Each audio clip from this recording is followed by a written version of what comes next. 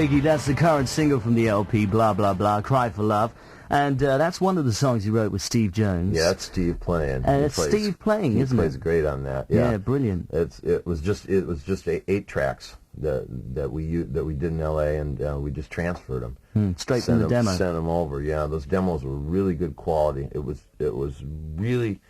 I demoed everything on this album before we went into the studio. Put a year's time into writing and demoing the thing, and I think it really paid off. It was a great experience working in a small 8-track in Los Angeles, $15 an hour, and at that rate, I could afford to put a lot of time and a lot of care into my vocals and Steve's tracks. And in fact, that vocal is also from the 8-track. And then when I worked later with David, writing with him, I was concerned that we demo in the same manner. So he went out in New York one morning to a place called Manny's Music that all New York musicians know on 48th Street, and bought himself a whole little home recording setup, a little tiny 4-track cassette machine, and little tiny Roland drum synth and a little Casio synth. He got himself an Ovation acoustic electric and strung it over his back, and a little tiny Boss digital sampler, an echo chamber, and we were set.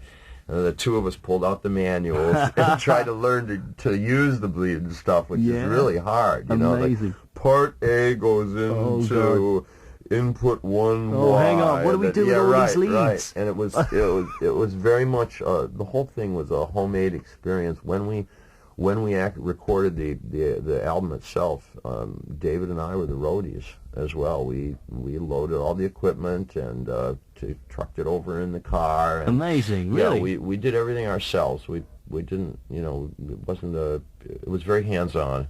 It wasn't sort of a don't bother me situation. Wait a minute, I can't imagine being in the New York traffic and seeing a truck come at me with Iggy Pop and David Bowie in the cab. With our mufflers on and everything. No, we did. He worked really hard on this album. He did. Old Bowie.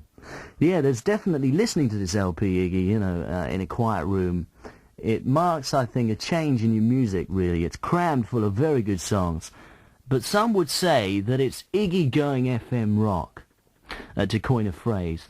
Are you on this LP sounding less like Iggy and more like Bowie due to its production? What would you say? I don't mind that criticism. What it is, it's Iggy taking a lot more care to try to get the thing to sound really good than before, and taking a lot more care with my lyrics as well.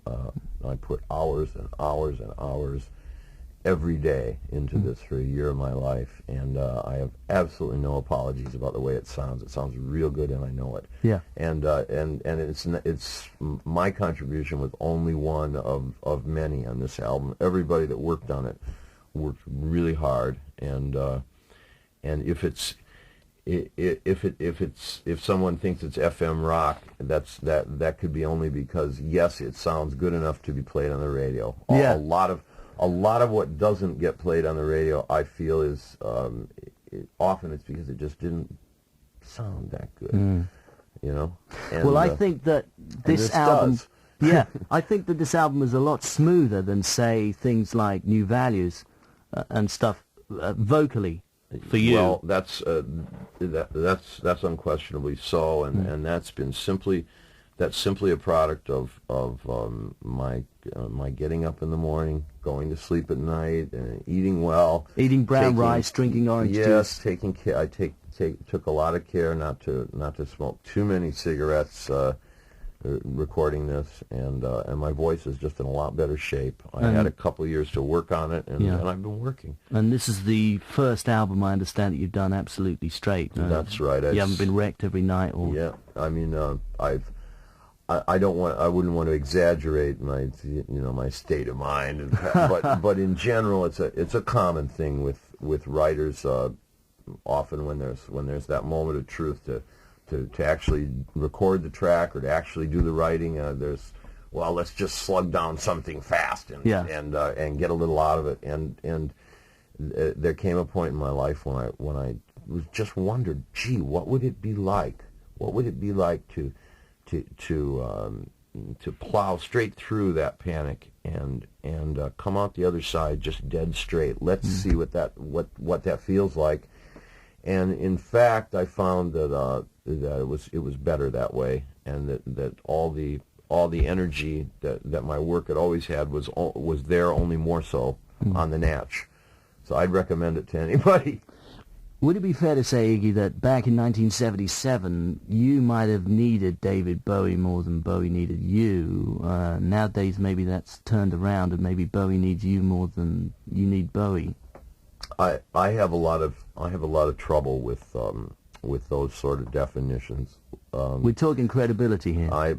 You may be, but let's talk about what I'm talking. All right. It's working with him. For me has always been predicated on the fact, founded in the fact that in all my experience among the many people that I've collaborated with, I find him the most free thinker among them. And that's why it's been good for me to work with him, and that's why he pulls a good performance out of me every time, is because he's not about just sort of, oh well, let's knock this off fast and then go out and get a quick drink and find some girls, or he's not the sort of person that if I'll propose a concept that isn't sort of very rock and roll and simple, goes, hey, what are you talking about, man? He's a perseverer. He's a very hard worker. He's a very bright person who's interested in a wide range of the human experience, and it's very satisfying to work with him, and that's why I like to work with him. I really, in fact, I really. As far as who needs who and the credibility and all that, I've always been uncomfortable slightly with the fact that he's he's a big star and all that, because that's that threatens at times to overshadow the fact that it's my work we're talking about. Right. So it's really other considerations for me. He's just a person who gets me. He asks the right questions and he gets me going. That's all I can say. Here's a track now from Blah Blah Blah that you wrote with David Shades. Yeah.